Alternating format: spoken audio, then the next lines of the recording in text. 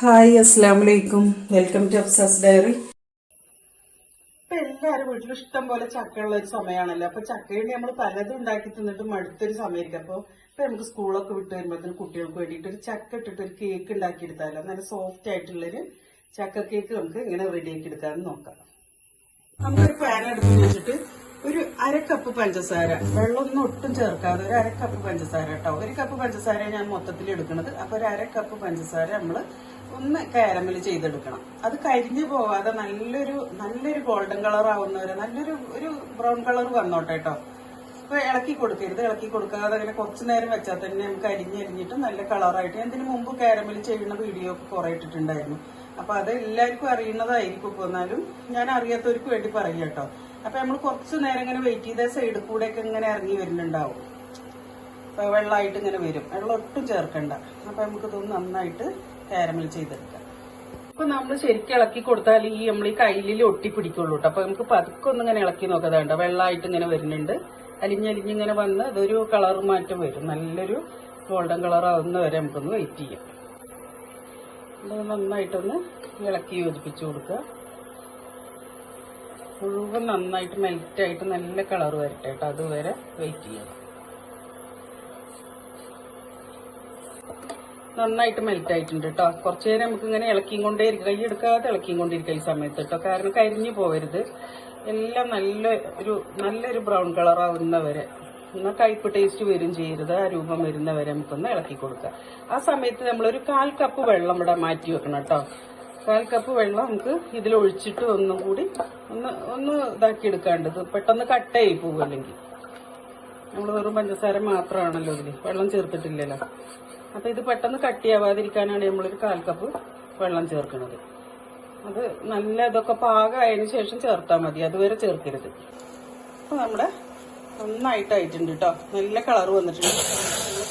വെള്ളം ഒഴിച്ചു കൊടുക്കുക. വെള്ളം ഒഴിച്ചു കൊടുക്കുമ്പോൾ മേലേക്ക് പൊട്ടിത്തെറിക്കാതിരിക്കാൻ നോക്കണം കേട്ടോ. നമ്മൾ ഇച്ചിരിയായിട്ട് വെള്ളം ഒഴിച്ചു കൊടുത്തിട്ട് ഒരു 1/4 കപ്പോളം വെള്ളം ഒഴിച്ചു കൊടുത്താൽ മതി. അപ്പൊ നമുക്ക് ഒഴിച്ച പാടന്നെ നമുക്ക് ഇതിന്റെ കട്ടയണ പോലെയൊക്കെ തോന്നും. അതായത് ഇങ്ങനെ കണ്ടോ, കയ്യിലൊക്കെ പിടിച്ചിട്ടുണ്ടോ. ഇതൊക്കെ നമുക്ക് കുറച്ചു നേരം ഇങ്ങനെ വെക്കുമ്പോഴത്തേന് അലിഞ്ഞ് വരും. അപ്പൊ ഞാൻ ഇതിനൊരു 1/4 കപ്പ് വെള്ളമാണ് ഇതിൽ ഒഴിച്ചിട്ടുള്ളത്. അത് കഴിഞ്ഞിട്ട് വീണ്ടും കട്ടിയാവുകയാണെങ്കിൽ ഒരു 1-2 സ്പൂണ്, ചെറിയ സ്പൂണിന് വെള്ളം ഒഴിച്ചു കൊടുക്കാം കേട്ടോ. അപ്പൊ കുറച്ചു നേരം കൂടി നമ്മൾ നന്നായിട്ടൊന്ന് ഇളക്കി കൊടുത്താൽ ഇതെല്ലാം ആ കട്ട ഇതൊക്കെ നമുക്ക് നന്നായിട്ട് ഉടഞ്ഞ് നല്ലൊരു ക്രീമി ആയിട്ട് കിട്ടുന്നത്. ഞാൻ ഫ്ലെയിം ഓഫ് ചെയ്തിട്ടുണ്ട് കേട്ടോ. അപ്പൊ നമുക്ക് നന്നായിട്ട് അരിഞ്ഞു കിട്ടിയിട്ടുണ്ട്. ഒന്ന് ഇടക്ക് ഇങ്ങനെ ഇളക്കി കൊടുക്കാം. അപ്പൊ നമ്മുടെ കാരമൽ ചെയ്ത് നന്നായിട്ടൊന്ന് ചൂടാറി വരണം കേട്ടോ. അതുവരെ നമുക്ക് ബാക്കിയുള്ള കാര്യങ്ങളൊക്കെ ചെയ്തെടുക്കാം. നമ്മൾ 1 കപ്പ് മൈദയിലാണ് ഇത് ചെയ്തെടുക്കുന്നത് കേട്ടോ. 1 കപ്പ് മൈദ എടുത്തിട്ടുണ്ട്. ഇതിലേക്ക് നമുക്കൊരു 1/2 ടീസ്പൂൺ ബേക്കിംഗ് സോഡ ചേർക്കാം. 1 ടീസ്പൂൺ ബേക്കിംഗ് പൗഡറും ചേർക്കാം.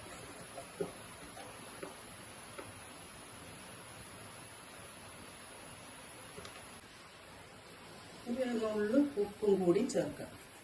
എല്ലാം കൂടി നന്നായിട്ടൊന്ന് ഒരു 2-3 പ്രാവശ്യം നന്നായിട്ടൊന്ന് തരിച്ചെടുക്കാം. ഇനി നമ്മൾ എല്ലാം ഒരു മിക്സിയുടെ ജാറിലാണ് കേട്ടോ ചെയ്തെടുക്കുന്നത്. ഇതിൽ നമുക്കൊരു 1/2 കപ്പ് പഞ്ചസാര കൂട്ടി കൊടുക്കാം. അപ്പോൾ ഒരു 1/2 കപ്പ് പഞ്ചസാര നമ്മൾ മിക്സിയുടെ ജാറിൽ കൂട്ടിയിട്ടുണ്ട്. ഇതിലേക്ക് വെറും 4 ഗ്രാമ്പു ആണ് കേട്ടോ. നല്ല ഫ്ലേവർ കിട്ടും ഇട്ടാൽ. അപ്പൊ ഇതിട്ടിട്ട് നന്നായിട്ടൊന്ന് പൊടിച്ചെടുക്കുക. അപ്പൊ നമ്മൾ മൊത്തത്തിൽ 1 കപ്പ് പഞ്ചസാരയാണ് ഇതിന് എടുക്കുന്നത്. 1/2 കപ്പ് നമ്മൾ കാരമൽ ചെയ്യാൻ എടുത്തിട്ടുണ്ട്. 1/2 കപ്പ് ഒന്ന് നന്നായിട്ട് പൊടിച്ചെടുക്കുക. അപ്പൊ ഇവിടെ പഞ്ചസാര നന്നായിട്ട് പൊടിഞ്ഞു കിട്ടിയിട്ടുണ്ട് കേട്ടോ. ഇനി ഇതിലേക്ക് നമുക്ക് 2 മുട്ട കൂടി തൊണ്ടൊന്നും പെടാതെ പൊട്ടിച്ചൊഴിക്കുക. 2 മുട്ട മതി കേട്ടോ. നമ്മൾ 2 മുട്ട പൊട്ടിച്ചൊഴിച്ചിട്ടുണ്ട്. പഞ്ചസാര പൊടിച്ചത് കൂടെ എല്ലാം കൂടി ഒരു ജാറിൽ ചെയ്തെടുക്കാൻ വെച്ചിട്ടാണ് കേട്ടോ. ഇപ്പോൾ വാനില എസൻസ്, നമ്മൾ മുട്ടയുടെ ബാഡ് സ്മെല്ല് പോകാൻ വേണ്ടിയിട്ട് വാനില എസൻസ് ഒരു സ്പൂൺ ഒഴിച്ചു കൊടുത്തിട്ടുണ്ട്. 1 ടീസ്പൂൺ നിറച്ച് ഒഴിച്ചിട്ടുണ്ട്. ഇത് നന്നായിട്ട് നമുക്കിതൊന്ന് തുറന്ന് നോക്കാം. ഇപ്പം നന്നായിട്ട് അടിച്ചു കൊടുത്തിട്ടുണ്ട് കേട്ടോ. ഒന്നും കൂടി നമുക്കൊന്ന്, അതായത് പഞ്ചസാരയുടെ തരി എവിടെ ഇല്ലാത്ത വിധത്തിൽ നന്നായിട്ട് ഒന്നും കൂടി ഒന്ന് കറക്കി കൊടുക്കാം. ഒന്നും കൂടി നമുക്കൊന്ന് അടിച്ചു കൊടുക്കാം. ഓയിലൊക്കെ ഒഴിച്ചതിന് ശേഷം നമ്മൾ കറക്കുമ്പോൾ അത് അത്ര പെർഫെക്റ്റ് ആയിട്ട് കിട്ടില്ല. അപ്പൊ അതിന് മുന്നേ ഒന്നും കൂടി അടിച്ചെടുത്തതിന് ശേഷം കാണിക്കാം. മതി കേട്ടോ. ഇനി നമുക്കിതിലേക്ക് ഒരു 1/2 കപ്പ് ഓയിൽ ഒഴിച്ചു കൊടുക്കാം.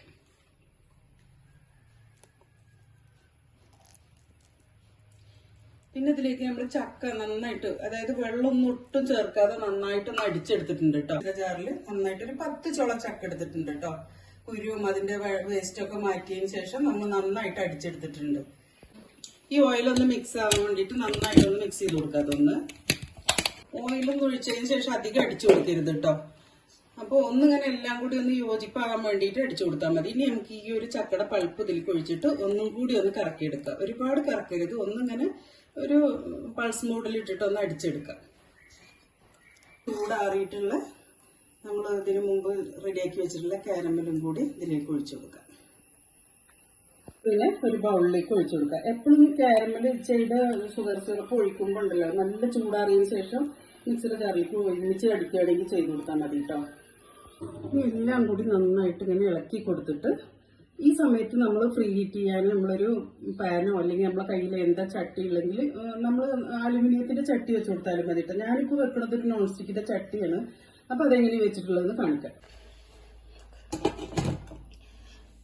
അപ്പോൾ നമ്മളൊരു 10 മിനിറ്റ് നമ്മൾ കുറഞ്ഞ തീയിൽ നമ്മൾ ഫ്രീ ഹീറ്റ് ചെയ്യാൻ വെച്ചിട്ടുണ്ട് കേട്ടോ. നമ്മൾ ഓവനൊക്കെ വെക്കണ പോലെ തന്നെ ആ ഒരു സെറ്റപ്പിൽ നമ്മൾ ആക്കി വെച്ചിട്ടുണ്ട്. ഇതിന്റെ ഉള്ളിൽ ഞാൻ ചെറിയൊരു പ്ലേറ്റോ അല്ലെങ്കിൽ നമുക്ക് എന്തെങ്കിലും വല്ല ഒന്ന് പൊങ്ങി നിൽക്കാൻ, അതായത് ഈ ചട്ടി നമുക്ക് എന്തെങ്കിലും വല്ല ഒന്ന് പൊങ്ങി നിൽക്കാൻ, അതായത് ഈ ചട്ടിയിൽ നിന്ന് ഒന്ന് നമ്മളെ കേക്ക് ടീനിൽ ഒന്ന് പൊന്തി നിൽക്കാനുള്ളത്, അടി പിടിക്കാതിരിക്കാൻ വേണ്ടിയിട്ടോ. അപ്പൊ ഇതുപോലെ നമുക്കൊന്ന് ചൂടാക്കി എടുക്കാം. അപ്പൊ അത് ചൂടാകുമ്പോഴത്തേന് നമുക്കത് കൂട്ടിയെടുക്കാം. ഇപ്പൊ നമ്മൾ ഈ ബാറ്റർ ഒഴിച്ചു വെക്കാനുള്ള ടിന്ന് റെഡിയാക്കണമെന്നും കാണിച്ചിട്ടില്ല കേട്ടോ. ഞാൻ ഈ ഒരു ആകൃതിയിലുള്ള നമുക്ക് റൗണ്ടിലുള്ളതിലോ അല്ലെങ്കിൽ ലഞ്ച് ബോക്സിലോ ഒക്കെ നമുക്കിത് ഇതുപോലെ ചെയ്തെടുക്കാം. അല്ലെങ്കിൽ കുക്കറിൽ ചെയ്യണം. കുക്കറിലൊക്കെ കേക്ക് ഉണ്ടാക്കുന്ന കുറെ വീഡിയോസ് അതിന് മുമ്പ് ഇട്ടിട്ടുണ്ട്, അത് നോക്കി അറിയാം. അപ്പൊ ഇത് നമുക്ക് ഇതിലൊന്ന് കൂട്ടിയെടുക്കാം. ഈ മാവ്, ഈ ബാറ്റർ ഒന്ന് റെഡിയാക്കി എടുക്കാം. ഇത്തിരി ആയിട്ട് ഒരു 2-3 പ്രാവശ്യമായിട്ട് ഇട്ടിട്ട് നന്നായിട്ട് കട്ട കെട്ടാതെ നന്നായിട്ട് ഇളക്കി കൊടുക്കാം കേട്ടോ.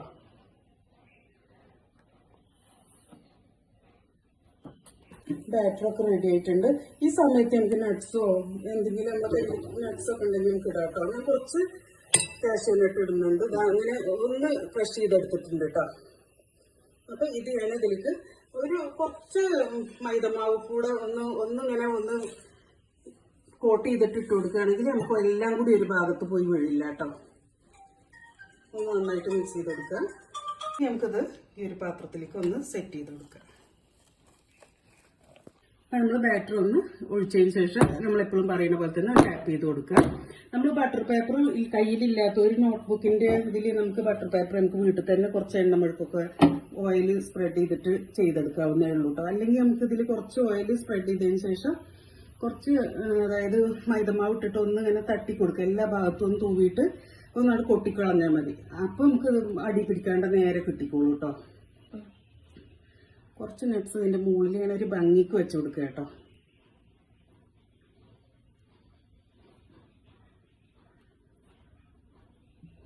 ഇനി നമുക്കിത് ഇതിലേക്ക് ഇറക്കി കൊടുക്കാം.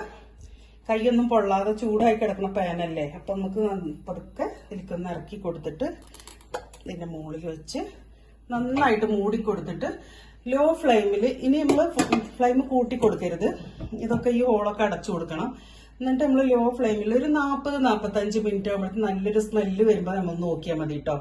അതുവരെ നമുക്ക് നോക്കണ്ട. നല്ല ലോ ഫ്ലെയിമിൽ, അതായത് ഇപ്പൊ നമുക്കൊരു കണക്ക് കൃത്യമായിട്ട് പറയണമെന്നുണ്ടെങ്കിൽ നമ്മൾ ഓരോരുത്തരുടെ അടുപ്പിന്റെ ഫ്ലെയിം ഓരോ തരത്തിലാണ്.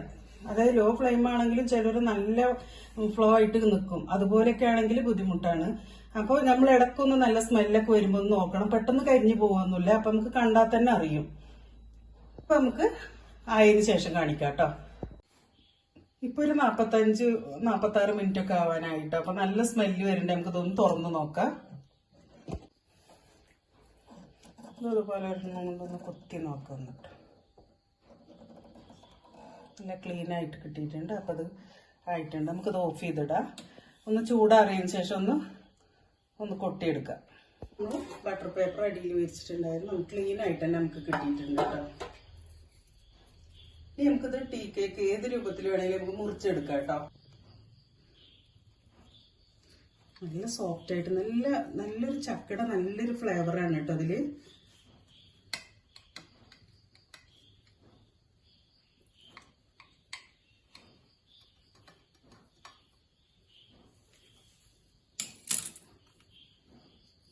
സോഫ്റ്റ് കേക്കാണ് കേട്ടോ.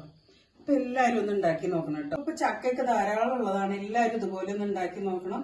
അപ്പൊ എന്റെ വീഡിയോ ആദ്യമായി കാണുന്നവരാണെങ്കിൽ സബ്സ്ക്രൈബ് ചെയ്യണേ. വീഡിയോ ഇഷ്ടമായെങ്കിൽ ഫ്രണ്ട്സിനും റിലേറ്റീവ്സിനും ഒക്കെ ഒന്ന് ഷെയർ ചെയ്യണേ. വീഡിയോ കണ്ടതിന് ശേഷം ലൈക്കും കമന്റും ചെയ്യാൻ മറക്കരുത്. ഇൻഷാ അല്ലാഹ് മറ്റൊരു കുഞ്ഞു വീഡിയോ വരുന്നത് വരെ അസ്സലാമു അലൈക്കും.